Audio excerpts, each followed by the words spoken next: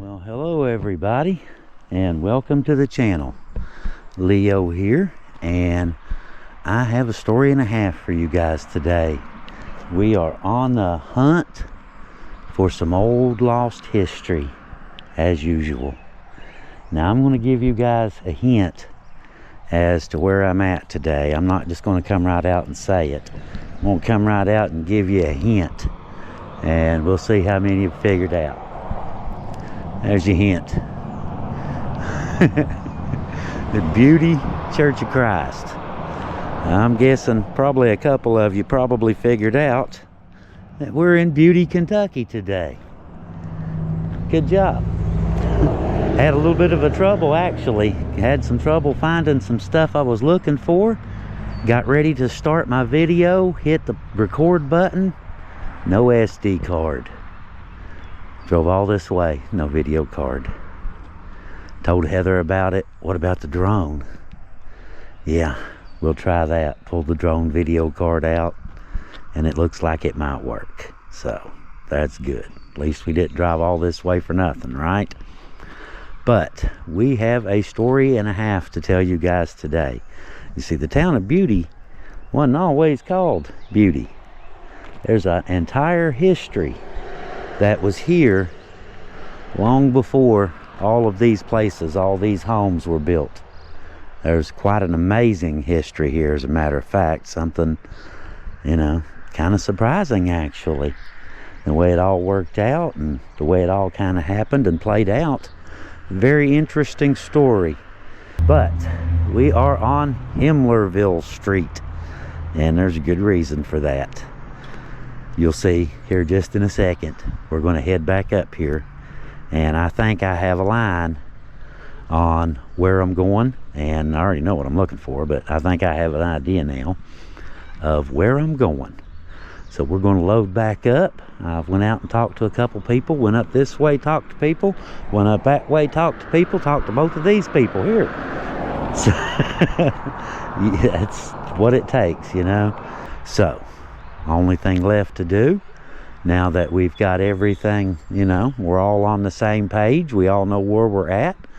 We're in the old town of Beauty, Kentucky, and I guess about the only thing left to do is just go see if we can't find this old historic site and tell you guys the story. I thought at first that it was on up that road, but it is not. It is actually up this one, right behind the church. Now look over my windshield, I'm sorry.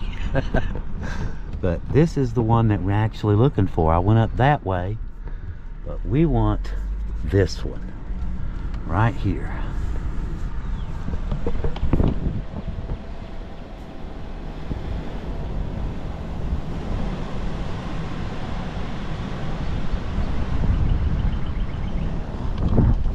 I do believe that is our target.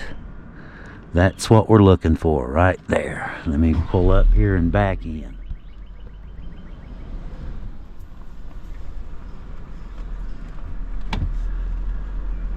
And get out of everybody's way. And we'll go. Time for mountain goating. Okay, well now we know that video card will not work. So we'll be shooting the rest of this video on the Apple. Ain't no choice. We found it. I found it. I'm on the right track for sure. Check it out.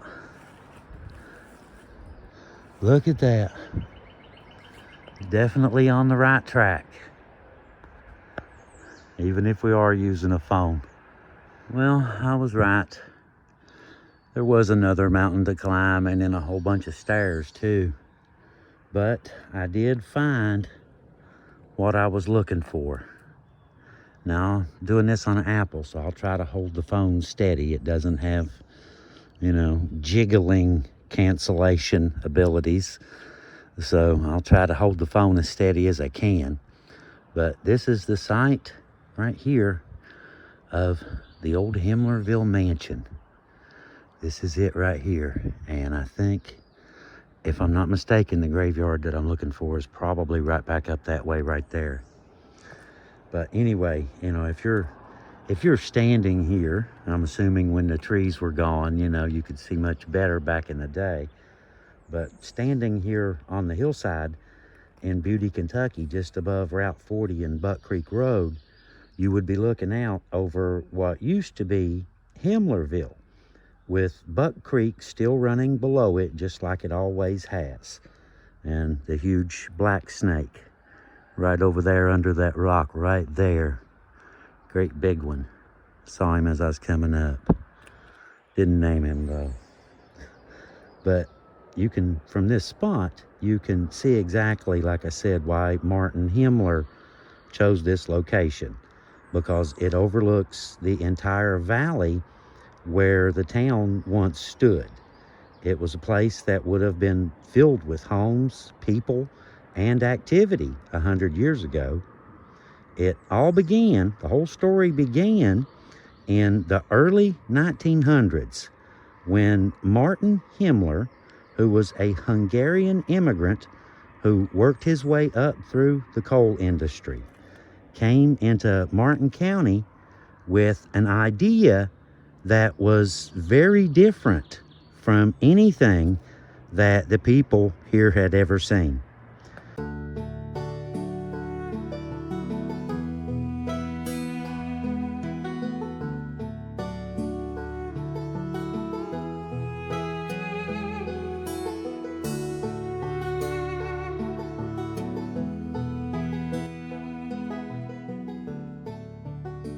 Instead of building a typical coal camp where the company owned everything and the miners had nothing, he created a cooperative system where the miners, most of them Hungarian immigrants themselves, actually owned shares in the company, meaning that they weren't just working here, they had a real stake in everything.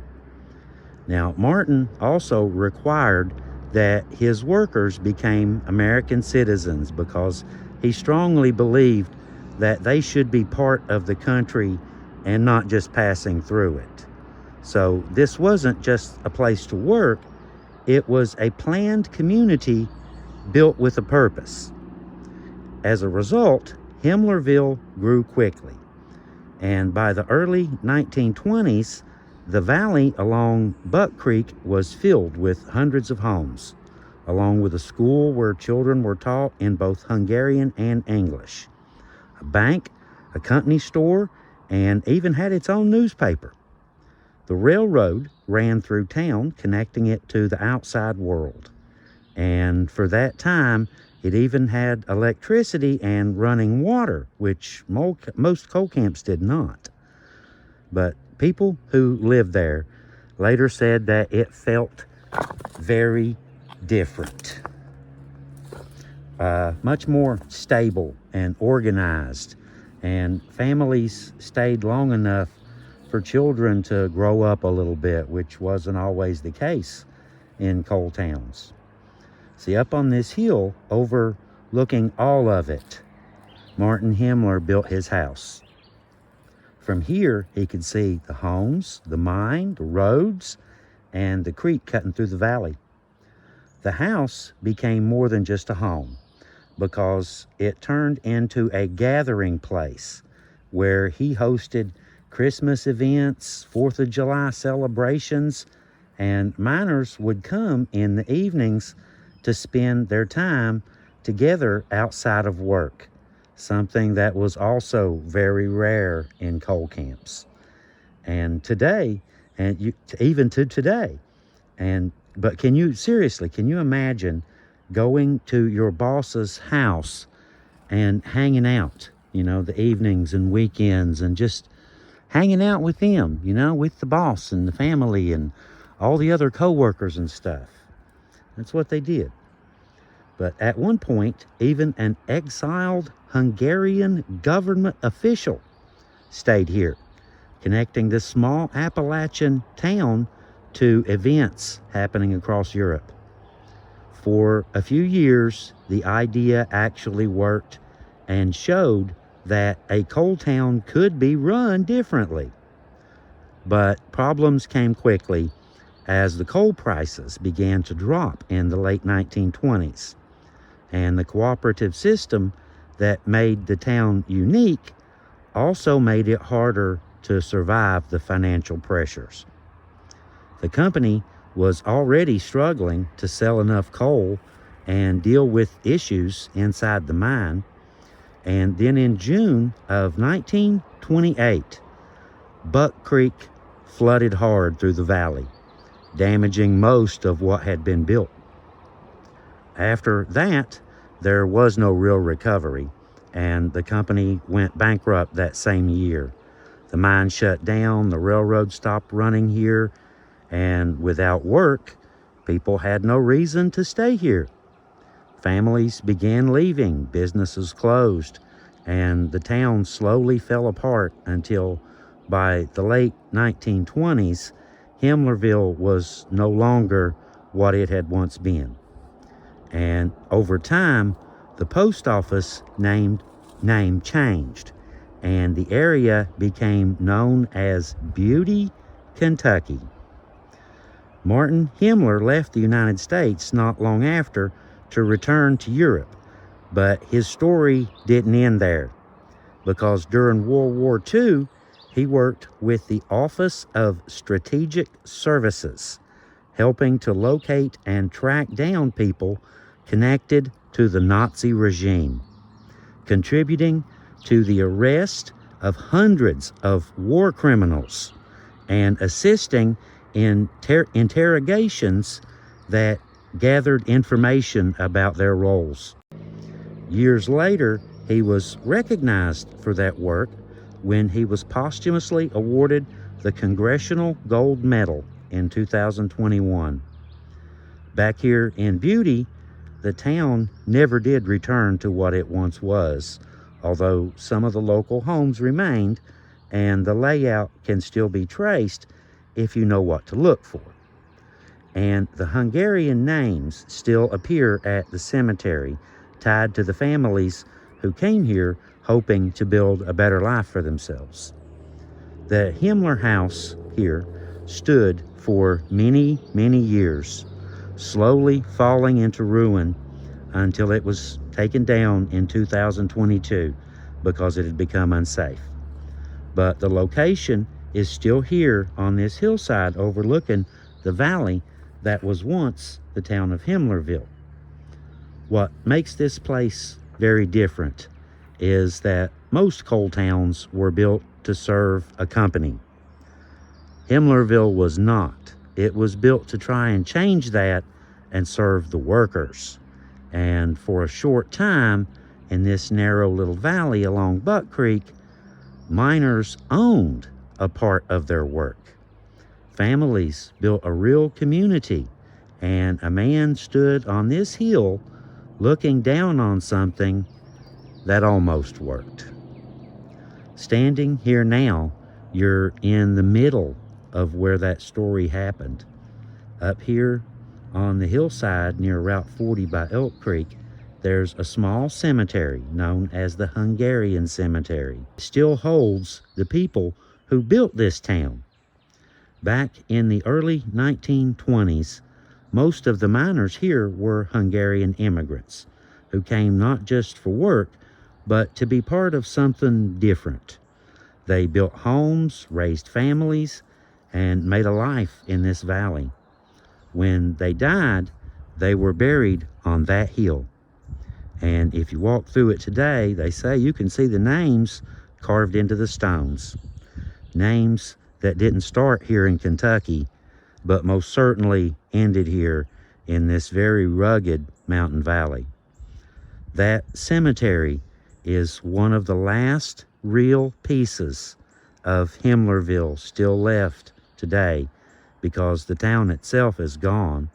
The mine shut down after the flood and the collapse in 1928, and families moved away as the name faded into history and eventually became Beauty, Kentucky. But I mean, it's like I said earlier, could you imagine just your boss is just such a cool guy. You know, he allows everyone to come up to his mansion after work every day and kind of hang out and have dinner, and tries to take care of everybody. And it's just it's a strange scenario. It's a strange setup. I mean, it was nothing like a commune or a cult or socialist group or whatever, you know, like I said, a commune or anything. It was sort of like the way we have today. We have cooperatives, like, say, power companies, right? The people who buy the power from the company actually own the power company. The difference between that cooperative and this cooperative would have been the simple fact that these people not only, you know, financed and bought into Himmlerville, but they also moved here and set up their lives here. It would have been interesting just to see how Himmlerville would have turned out. As far as I know, this is the only situation in a coal camp. You know, you guys have heard a lot of the stories. You've read a lot of the stuff. You know how it was. The coal companies owned everything, and you were pretty much an economic slave. They paid you in script that was only good at their stores, which was astronomically expensive. And everything that they did, every move they made was an attempt to claw back what they gave you. You know, you were not living well. You were living in squalor. You know, peasants, basically. Kind of imagine, you know, what the house used to be. You know, fireplace, big living area right here. I can just kind of imagine, you know, workers kind of hanging out here after a hard day in the mines. You know, they've all come up here and they're having a big picnic, you know, and half the town is up here. And, you know, they're just having a great old time after work. I mean, that's a pretty good little setup. That is a pretty good setup. And old Martin, he sure turned out to be, he was ahead of his time. We'll just put it that way. He was considerably ahead of his time. Very much forward-thinking individual. But now that we know a little bit of the story about how the town got here, the town of Himmlerville, how the town of Beauty became here and got its name. And now that we've seen some of the mansion, we're going to head on up here into the mountain here in a minute. I told y'all there'd be a mountain Leah would have to climb. There's always a mountain somewhere that I have to climb. If I did a story about my bathroom, there would probably be a mountain in the living room somewhere I'd have to climb to get to the bathroom. I'm pretty sure one would grow that fast. But that's the job. That's what we do. We go hunting for the things. So anyway, all right, all of you snakes, get out of the way. We're coming through. You too, black snake. I saw you over there thinking you're hiding from me. Where'd he go? He's under that great big one right there. He was right there when I came up and went right under that rock. Great big one. Of course, black snakes, they get really large. They get long. They get fat. But anyway, all right. I guess that pretty much covers, like I said, the history of this place. And they had to tear it down in 22. They tore it down because ghost hunters were coming up here and hanging out and trying to hunt ghosts in the old Himmlerville mansion. So it got tore down to, you know, more or less put a stop to that. That was one of the biggest problems. People wanting to come up here and hang out all night long and, you know, do their little ghost hunting thing. But anyway, we're not really here. In a way, we're here for the mansion, you know, part of the story. But that's what we're really after, the graveyard. All right, guys. I'm going in. Wish me luck. We're going in.